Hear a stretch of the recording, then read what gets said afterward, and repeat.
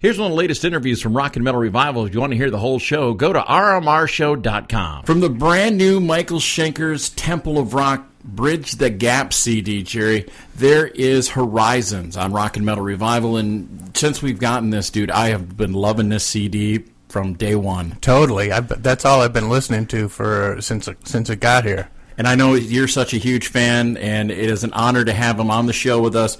We'd like to welcome to the show Michael Schenker. Welcome to the show, Michael. Hello, thank you. And like I said, we are just loving this new release from you, and we want to know what has the fan reaction been so far to the new album? Absolutely great.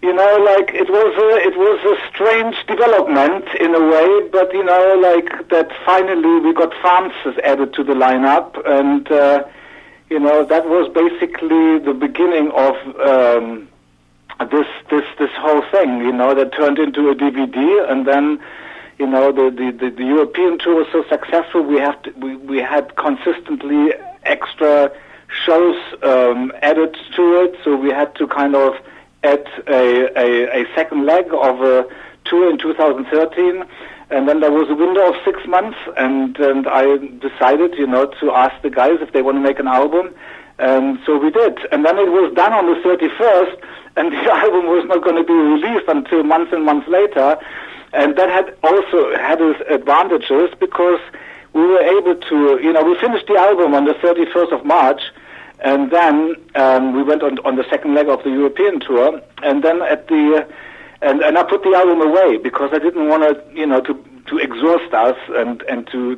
get overexposed of it, and so by the time we finished the second leg of the tour in around August 2013, I played it to everybody, and the good thing about it was we now, with fresh ears, away from it for 4 or 5 months, we were able to make fine-tuning, final adjustments. We added some stuff, we remixed it, we remastered it, and we got it that closer to perfect, So it all worked out really good.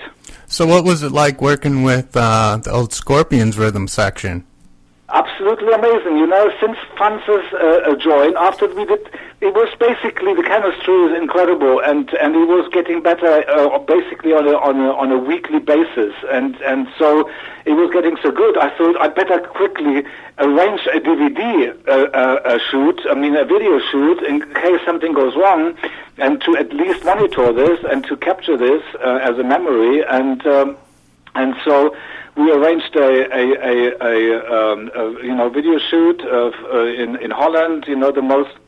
Put it somewhere where it was convenient for everybody. The routing, we were already on our European tour, and so we did the DVD, but it was still getting better. And then by the time we finished the first leg of the European tour, there was those 6 months, and I already knew, so I decided we should make an album, and so everybody agreed, and I already knew what the album was going to be called then, because of Francis and Herman. We did one album together, which was Lonesome Left Drive, with the Scorpions, the end of the 70s, and then all three of us disappeared out of the loop of rock and roll for various different reasons, for many years, and so, here we are doing our second album together with all this in-between space, and so, I said to Doogie, when I had my material written by the end of the year 2012, I said to him, here is the stuff, and think melodic and think bridge the gap, and that was the inspiration I gave him, and then he came back with incredible stuff, great melody lines and really good lyrics, and so it all, worked out great. We're really excited. We're already got our tickets to see you when you come to the States and play Libertyville. Now, is the band on your album going to be your touring band? No, but what we're going to be doing is the world tour starts basically in Japan in March, and so because the album was coming out on the 7th of January in the States, I didn't want to.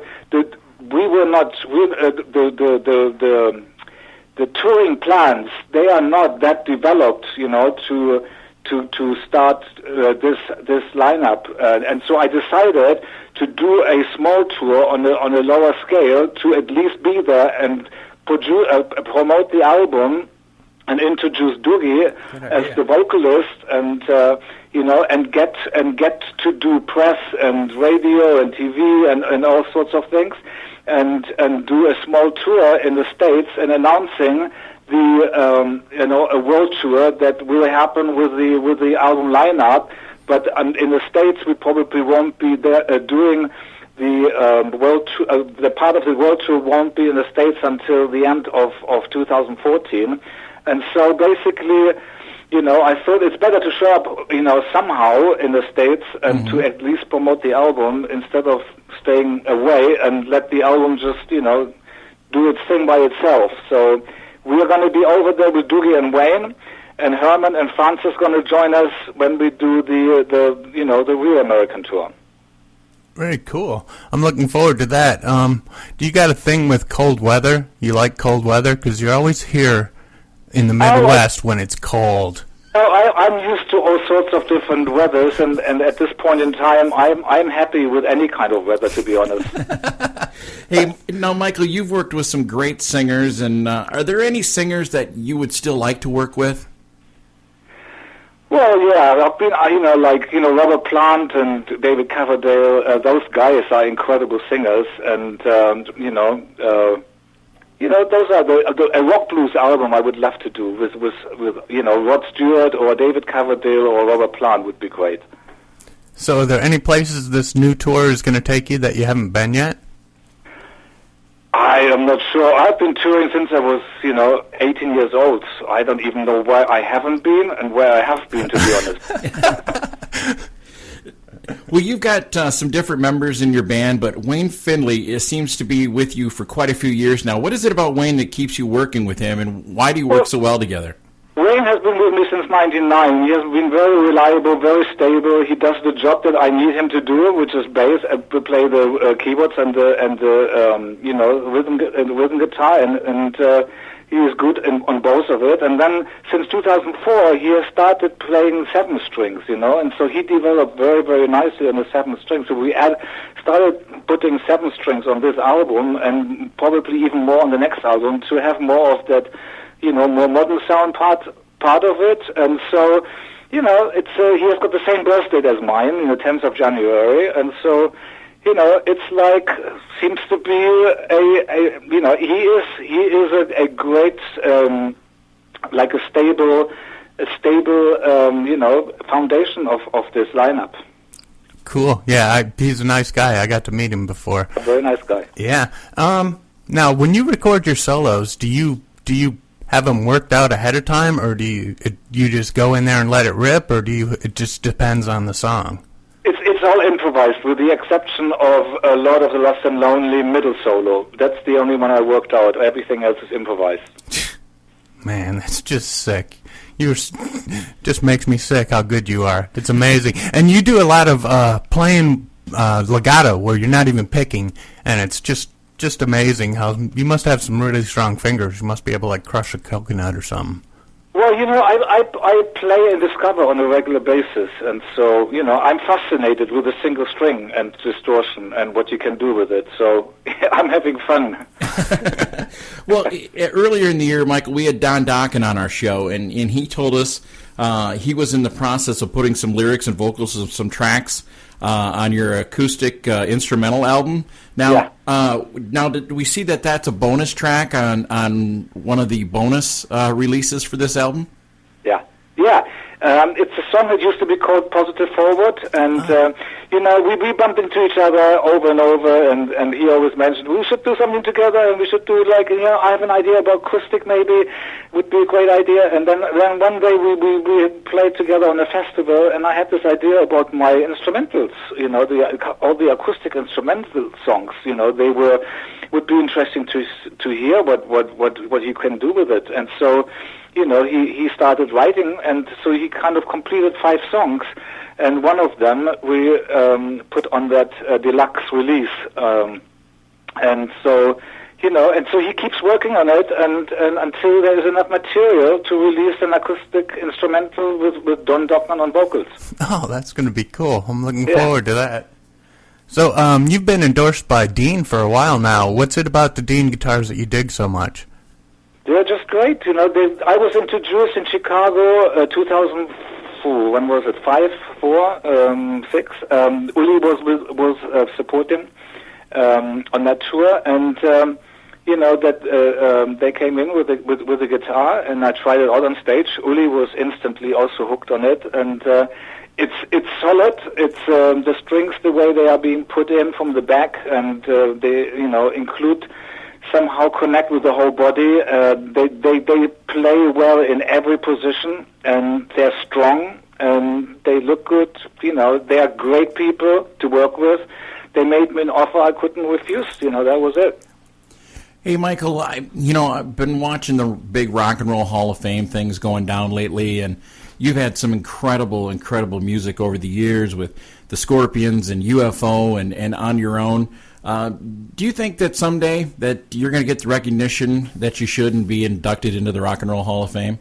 I have no idea. That's all icing on the cake. I'm having so much fun playing music anyway, you know, so that's already a reward for me, you know. And anything on top, like the awards I have received recently, you know, it's icing on the cake, you know. It's great stuff, you know, to get that kind of, you know, but I see myself as a spirit on a mission, you know, spreading the joy of music from a place of pure self-expression. And that's my joy, and that's my passion, and I'm happy doing that. Now, like I said, we're looking forward to coming down and seeing you on the 16th. Actually, I'm a January birthday, too, and that's my birthday. So we're coming down for my birthday. When is it? January 16th in Libertyville. Okay, 15th. All right. So we're looking forward to that. And Michael, I've never seen you in concert before. Jerry's I've seen seen you him a few times, many times. And what I want to know is, for a first-time Michael-Schenker fan, what can I expect on this tour? Is it gonna be pretty much sticking to this album, or are we gonna hear some of the classics from you too? Oh yeah, definitely. It's basically, you know, Michael-Schenker's Temple of Rock basically is my current program that includes, you know, all my past, you know, most popular past and recent music. So basically, that's what is happening. We'll be playing MSG, Scorpions, UFO, and new stuff. Sweet. So on the new album, I was listening to it, and the song "Rock and Roll Symphony." You think that song could have benefited from adding some cowbell? What do you mean? Say again, I didn't catch that question. You think it would have made the song even better if you added some cowbell to "Symphony of Rock and Roll"? Rock and Roll Symphony? I'm not sure. I don't know why. I mean, I don't know. Maybe. I have a listen to it and see what I think. Well, Michael, this album is outstanding, and it's just unbelievable. Since we've got it, like I said, we have not put it down, and we're looking so forward to seeing you in a little over 3 weeks from tonight. And what I want to know is this song that I have really been digging on the album called Lord of the Lost and Lonely. Can you tell me a little bit about that track?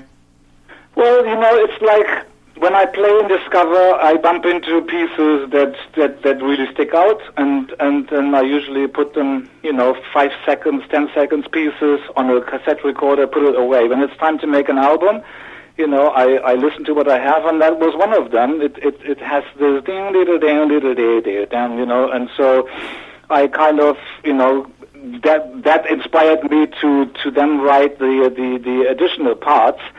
And basically it has, you know, a lot of different fields to it. Like it has that Celtic thing, it has the riff rock touch, it has the, you know, commercial, straightforward, really good vocals that he came up with on that one. And it's very commercial, and it's a very melodic song, you know, and it has lots of elements in it. And I really enjoyed playing the guitar, the lead guitars to that. You know, I wrote that middle section on the lead guitar, and then the outro is all improvised, and it turned out a really good song. Cool. Well, it gets this new album gets released in the States on January the 7th, if I'm correct on that. And I want all of our listeners for here from Rock and Metal Revival to be looking for that in stores. Oh, yeah. Grab it. It is outstanding, and we look forward to seeing you in Libertyville. You're going to be there 2 nights, the 16th and 17th. Chicago loves you, don't they? Absolutely. We love them too. Every time you're here, it's 2 nights in a row. So We look forward to that, and we're going to play Lord of the Lost and Lonely. And Michael Schenker, it has been an honor to have you on Rock and Metal Revival. Great, thank you very much. To catch the whole show of Rock and Metal Revival, all you have to do is check it out on these affiliates. Mega Rock Radios on Saturdays from 11 a.m. Eastern Time, on Rock 101 KLOL on Saturdays 11 p.m. Eastern, on Z-Rock 106.9 KKZR Sundays at 8 p.m. Eastern Time, and on Uncontrolled Noise Tuesdays at 1 a.m., Thursdays at 8 p.m. Eastern Time, and on Saturday nights at 7 p.m. Eastern on UncontrolledNoise.com. And make sure that you leave them a message and tell them that you found Rock and Metal Revival on their stations. Enjoy this edition of Rock and Metal Revival.